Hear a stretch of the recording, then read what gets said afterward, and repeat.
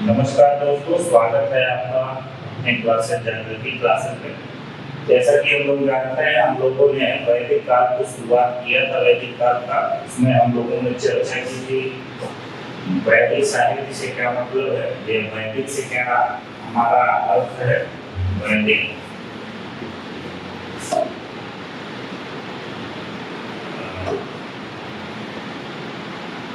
वैदिक साहित्य, वैदिक से क्या मतलब, वैदिक को पार्टीशन किया गया था ऋग्वैदिक काल और उत्तर वैदिक काल।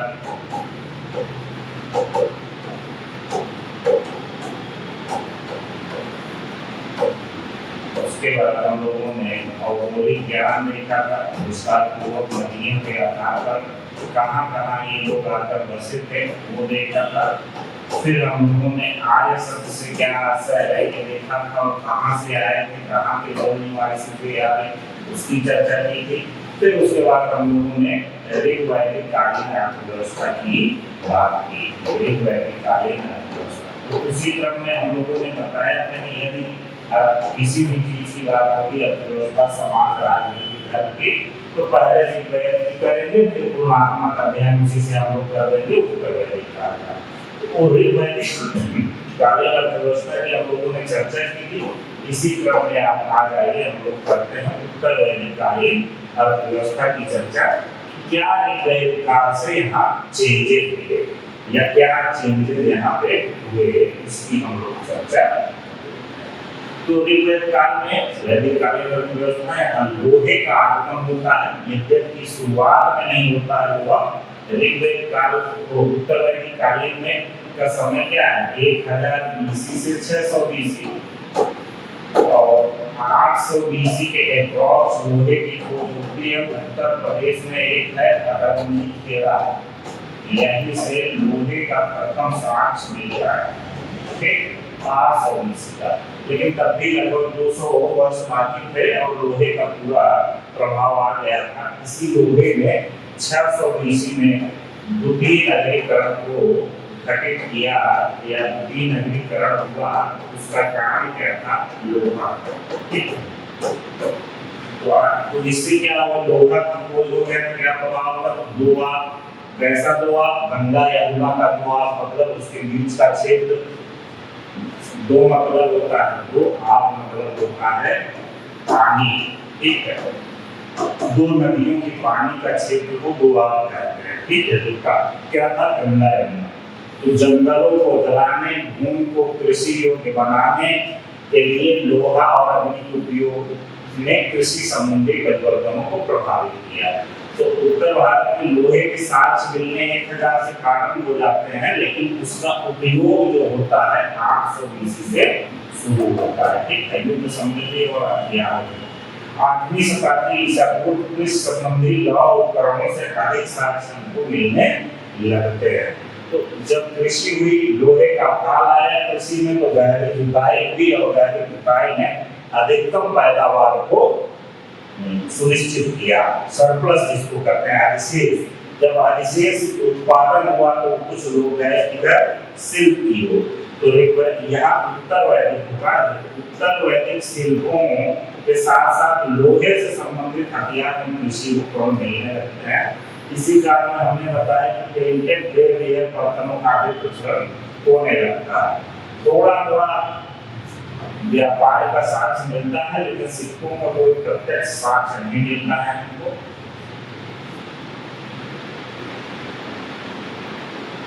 सिक्कों का हमको प्रत्यक्ष नहीं साक्ष्य मिलता, लेकिन निष्ठ और सम्मान दो प्रकार के आभूषण यहाँ मिलते हैं। अलंकरण जिसको कहते हैं, ये गले में पहना जाता था और यही विनिमय का माध्यम भी हुआ होगा। तो सीमित स्तर पर व्यापार के साक्ष्य मिलते हैं, यद्यपि सरल के साक्ष्य अभी नहीं मिलते हैं। तो पूरा पूरा ये मोटा मोटा आपका क्या हो गया, एक प्रकार से उत्तर वैदिक कालीन अर्थव्यवस्था हो गई। तो ऋग्वैदिक कालीन और उत्तर वैदिक कालीन अर्थव्यवस्था की अगर हम बात करेंगे तो दोनों को अगर तुलनात्मक अध्ययन करते हैं तो उसको आपको बात और समझ में आ जाएगी कि क्या करना है। स्रोत क्या है, हमने बताया कि ऋग्वेद का स्रोत ऋग्वेद है, ऋग्वेद कालीन का स्रोत। और BRBW मतलब काले रंग लाल रंग की वर्तमान इसका इसमें अन्य वैदिक साहित्य में सामवेद, यजुर्वेद, अथर्ववेद और ब्राह्मण आरण्यक उपनिषद, उसके बाद पेंटेड वेद मतलब चित्रित दूसर निर्माण इसको कहते हैं, चित्रित दूसर।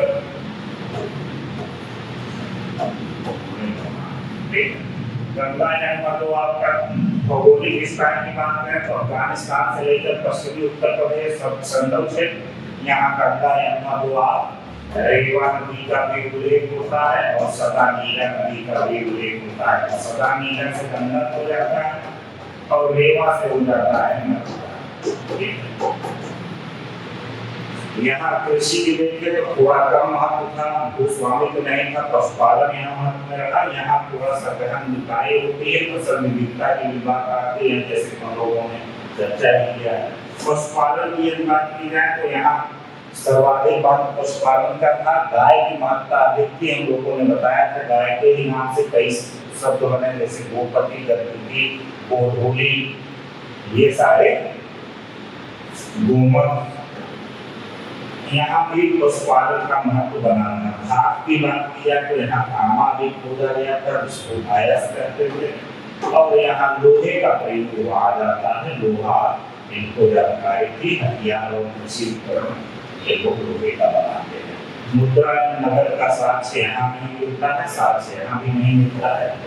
कुछ निष्ठ एवं सम्मान की जानकारी आपको होती है, लेकिन वो मूलतः श्रृंगार के साधन नहीं होंगे, अलंकार बना होगा। और ये वैदिककालीन अर्थव्यवस्था, उत्तर वैदिककालीन अर्थव्यवस्था आपको व्यापक रूप से यहाँ पर समझ में आ रही है। यदि इतना आप जानते हैं तो आप कोई भी एग्जाम, यूपीएससी हो, वनडे एग्जाम हो, पीसीएस किसी भी स्टेट का हो, आंसर भी लिख सकते हैं और आप उसको अच्छे से प्रीलिम्स के आंसर भी दे तो विकल्प प्रश्न कर सकते हैं। जैसा कि हम लोगों ने हड़प्पा सभ्यता खत्म किया, लेकिन हमने वादा किया था कि कोई चैप्टर खत्म होगा तो उस चैप्टर पे जो हम पढ़ाए रहेंगे, हम उसका टेस्ट भी लेंगे क्या जो मैंने पढ़ाया है आपको और वो सवाल में आ रहा है कि नहीं। तो आइए हम लोग हड़प्पा सभ्यता पर, थोड़ा लेट हो गया है तो हड़प्पा सभ्यता पर हम लोग चर्चा करते हैं। इस चीज की एमसीक्यूज लेंगे, लगभग 15 से 20 एमसीक्यूज रहेंगे, उसका आंसर आपको बताना है और लास्ट में हम उसको आंसर भी आपको दे देंगे। फिर बाद में उसको हम लोग अपलोड भी करा देंगे डिस्क्रिप्शन में या कहाँ पे, आंसर हम बताते चलेंगे लेकिन उसमें लिखित रूप में आंसर वहाँ। ठीक है, तो आइए हम लोग चर्चा करते हैं।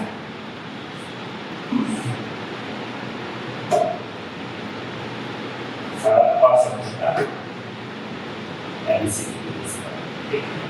तो पहला प्रश्न यहाँ देखते हैं, हड़प्पा सभ्यता का परिपक्व काल किस कालखंड को माना गया है, तो किस अवधि को माना गया है यह कालखंड। तो हम लोगों ने पढ़ा है कि एनसीईआरटी हो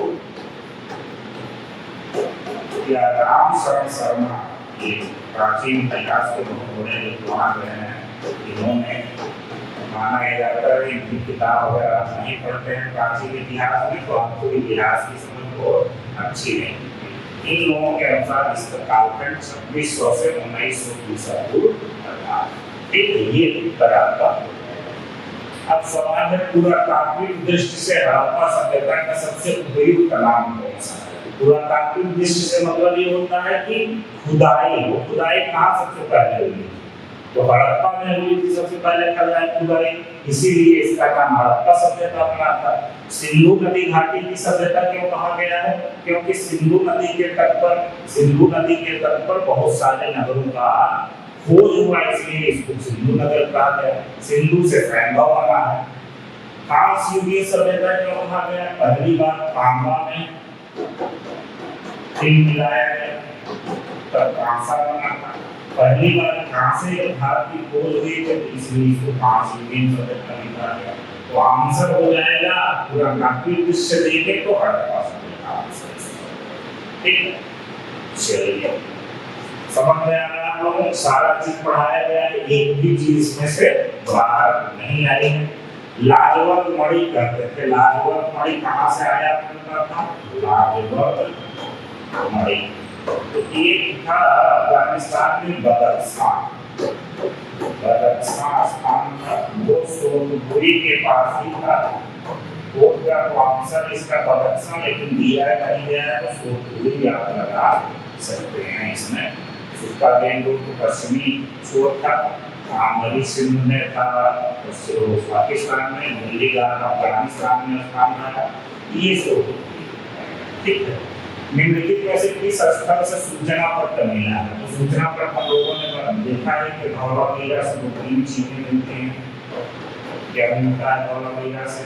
धौलावीरा नगर 3 भागों में विभाजित था। यहाँ से सूचना पत्र या अभिलेख मिलता है। और यहाँ की एक और विशेषता थी, विशाल जलाशय मिला। विशाल जलाशय मिला हुआ है, ये माना जाता है कृत्रिम सिंचाई में भी ये लोग पारंगत। तो विशाल सूचना पत्र नाम से हो जाएगा धौलावीरा से। ये सब सवाल आ सकते हैं एग्जाम में और आए हुए भी हैं सवाल, अगर आप इसको देखेंगे तो अच्छे से। 5वां क्वेश्चन करिए, हड़प्पाई युग के संबंध में कौन सा कथन सही है? तो हमने ये बताया था हड़प्पाई युग के बारे में अभी तक पढ़ी नहीं जा सकी है, ये आप लोगों को बताया ही था पढ़ाते समय आपको। और ये बताया कि एक विद्वान थे जिनका नाम था आई महादेवन। तो महादेवन ने इस पर काम किया है। इन्होंने इसको 2 नाम दिया था, उसको फेगन शैली में लिखा गया था शैली, और दूसरी चीज भाव चित्रात्मक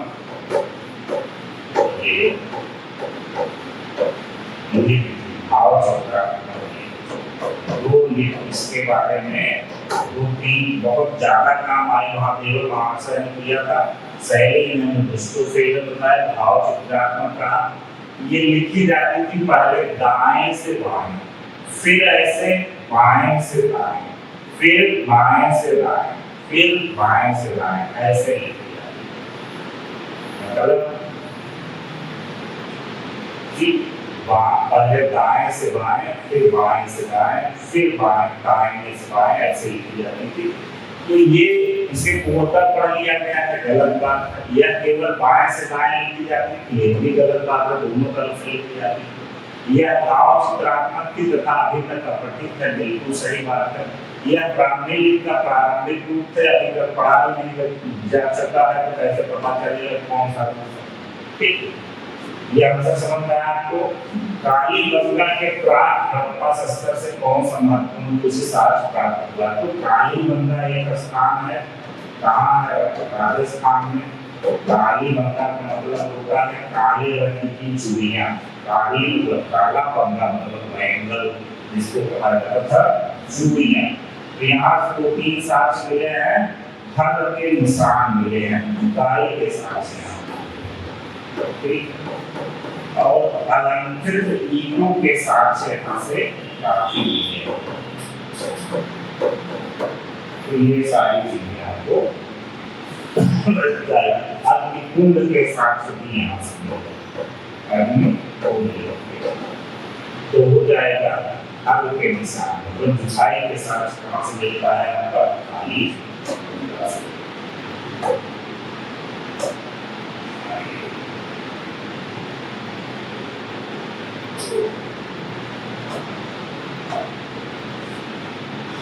मनका मैंने बताया था आपको, मनका का चित्र भी दिखाया था, मोहर का चित्र दिखाया था। मनका किसके लिए? अलंकरण के लिए प्रयोग होता था, जो गले में पहना जाता था। गुड़िया और शंख से वो मनके बनाए जाते थे, और मनके बनाने का निर्माण केंद्र था वो लोथल और चंदुगढ़ रहा है। हम लोग इस चीज को पढ़े हैं और कई बार जानते हैं, इसको देखा भी गया है। ठीक है, नेक्स्ट क्वेश्चन क्या है? हड़प्पावासी निम्नलिखित में से किस धातु से परिचित रहेंगे? तो हम बंद करके भी आप बता देंगे। तांबा पालना धातु था, तांबे के साथ पिन बना के कांसा खोजा गया था, सोना खाली। लोहे का ज्ञान, लोहे का ज्ञान 820 में हमने बताया है। प्रारंभिक साक्ष्य 1000 मिलता है, लेकिन 820 से इसके विधिवत साक्ष्य मिलने लगते हैं, तो लोहे का ज्ञान नहीं है। नौ क्वेश्चन लेखक किस कारण से विशेष रूप से प्रसिद्ध है? हम लोगों ने इसको कई बार पढ़ा, मैंने बताया आपको। मेसोपोटामिया या सुमेरिया का शासक था जिसका नाम था सार्वभौम वंश का। सुमेरिया का सार्वभौम वंश का शासक कौन था? सार्वभौम वंश का शासक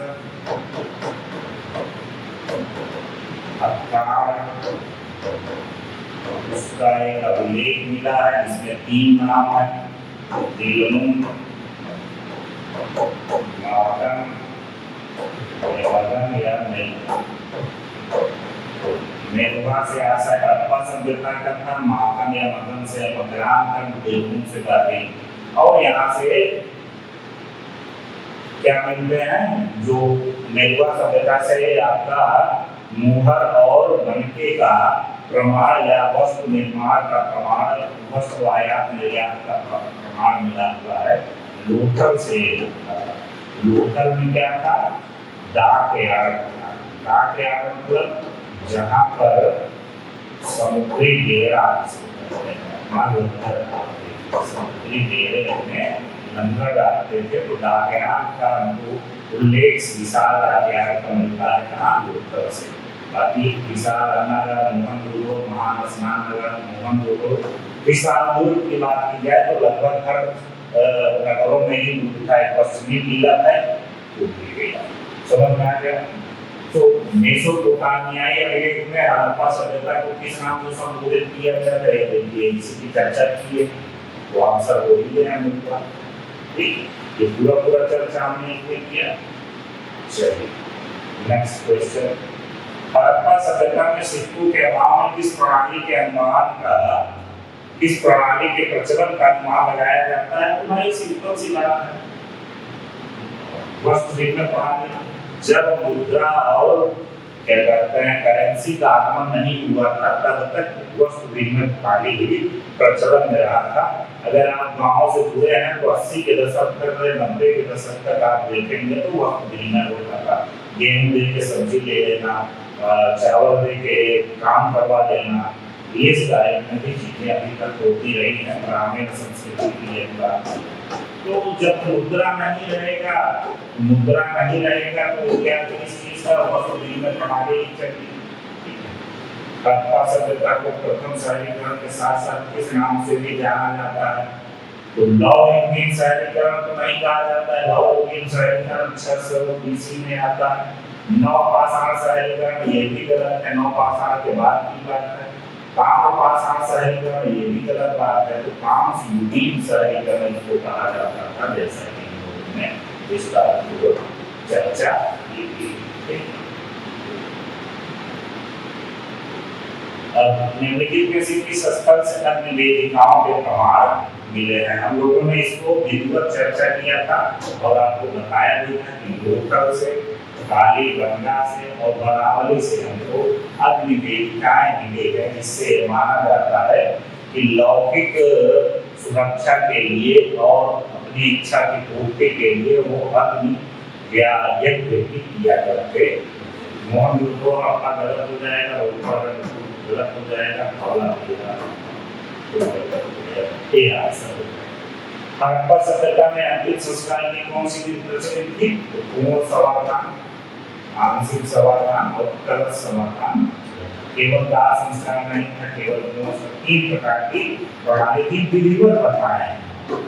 एक भी प्रश्न इससे बाहर नहीं है जो मैंने क्लास लिया है आपको, एक भी सवाल वहां से बाहर नहीं आया, सारे सवाल आपको मिल जा रहे हैं। यदि आप इस सवाल को भी तैयार कर लेते हैं तो समझिए हमारा लेक्चर तैयार हो गया और आपको कोई भी परीक्षा में आसानी होगी। इसको आप देंगे तो आपको मतलब कि समस्या नहीं होगी। धौला मिया की नगर योजना ऐसी थी, अभी हम लोग चर्चा किए हैं, तो आपको लगी गया होगा। सवाल आ जाएगा 3 भागों में विभाजित। आमतौर पर सभी जो नगर थे वो 2 भागों में थे, धौला मिया एक स्थान पर, जो 3 भागों में। मोहनजोदड़ो से प्रसिद्ध कांस्य प्रतिमा कौन सी? प्रसिद्ध कांस्य प्रतिमा कौन है? निम्न की तरफ की मूर्ति की कांस्य मूर्ति मिली है और सांस नियुक्ति को एक पद्धति होती है लास्ट बैच सिस्टम, उससे बनाया गया है, जिसको कहते हैं हम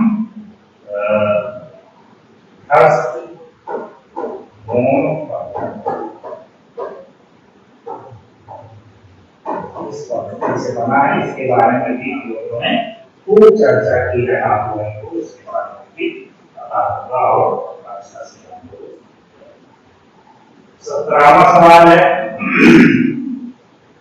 अस्थायी आकृति के निर्माण में किस तकनीक का प्रयोग करते थे? बताइए, वही सवाल फिर से पूछ रखा है जो भी बताइए। तो लास्ट बैच वही प्रश्न यही है। अस्थायी चित्रकला और मूर्त कला के बारे में हमने चर्चा की। अस्थायी चित्रकला के संदर्भ में निम्नलिखित में से कौन सा कथन सही है? चित्र केवल धार्मिक विषयों पर आधारित थे, चित्र केवल राजाओं के बनाए गए थे, चित्रों में वनस्पति, पशु पक्षी, सामान्य जनजीवन का चित्रण मिलता है। इसकी बातें हम लोगों ने एक घड़ा बनाया था और उस घड़े में छपे हुए थे सभी चित्र। इसके बारे में हम लोगों ने आपको दिखाया था कि इस घड़े में वनस्पति, पशु पक्षी, मानव इन सब का चित्रण किया गया था। ये भी तो अच्छा प्रश्न था और सवाल वहीं से बना है। वर्तमान समय में हड़प्पा सभ्यता के पतन का कौन सा सिद्धांत अधिक स्वीकार्य माना जाता है? तो हमने बताया इसके बारे में, आर्यों का आक्रमण, इसको भीतर और गार्डन चाइल्ड उन्होंने बताया, भूकंप को मायके बताते, पतन और पर्यावरण हमारे स्थानीय विद्वान है, उन्होंने इसको बताया है और सभी लगभग लोग इस मत को मानते हैं। कभी पतन का सिद्धांत पर्यावरण मैंने विस्तार पूर्वक इस पर खूब चर्चा की, विस्तार पूर्वक इस पर चर्चा की है, तो आप लोग इसको देख सकते हैं।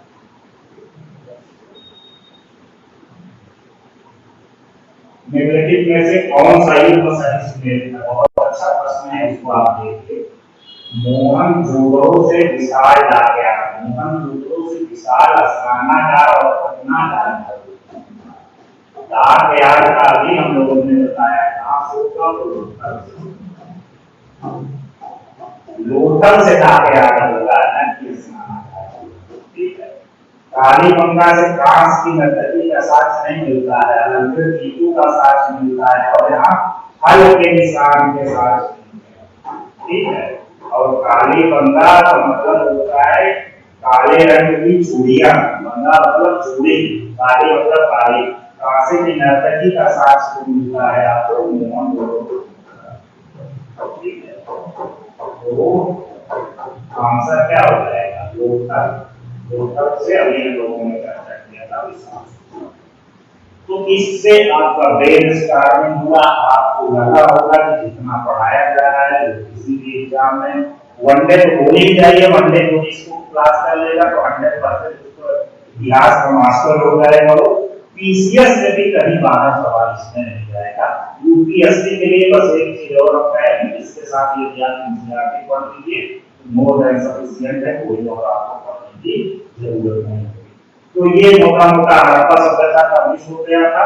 जैसे ही वैदिक काल खत्म होगा हम तुरंत वैदिक काल के क्वेश्चन करा देंगे आपको। कल हम लोगों की क्लास जो होगी वो वैदिक काल के समाज, राजनीति और धर्म पर होगी। उसके बाद वैदिक काल समाप्त हो जाएगा। कल के बाद एक क्लास और वैदिक काल पर होगी, वो क्लास होगी इस पर वैदिक साहित्य पर, और फिर उसके बाद हम लोग मूव करेंगे 6वीं शताब्दी ईसा पूर्व में, जिसको बुद्ध काल कहा जाता है। 6वीं शताब्दी ईसा पूर्व को विकेंद्रीकरण का काल कहा जाता है। 6वीं शताब्दी को दार्शनिक काल कहा जाता है। उस पर हम लोग विस्तारपूर्वक चर्चा करेंगे। जुड़े रहिए हमसे, देखते रहिए हमको, और निश्चित रूप से आपको फायदा होगा। फीडबैक देते रहिए।